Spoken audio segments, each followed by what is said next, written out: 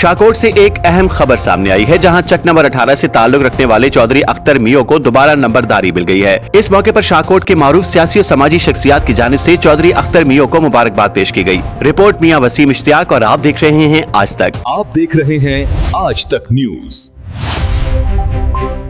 खबर सच के साथ।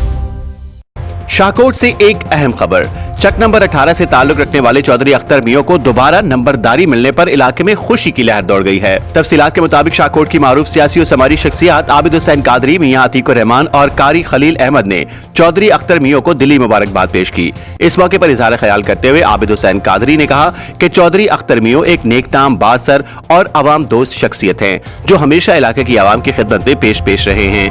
उनका कहना था कि चौधरी अख्तर मियो की दोबारा नंबरदारी इस बात का वाज़ेह सबूत है कि आवाम को उनकी सलाहियतों और दयानतदारी पर मुकम्मल एतमाद है। दूसरी जानिब चौधरी अख्तर मियो ने आने वाले तमाम मेहमानों, सियासी और समाजी शख्सियात और अहले इलाका का शुक्रिया अदा करते हुए कहा कि वो पहले की तरह आइंदा भी अवामी खिदमत, मसाइल के हल और इलाके की फलाह बहबूद के लिए अपनी जिम्मेदारियां ईमानदारी और खुलूस के साथ निभाते रहेंगे।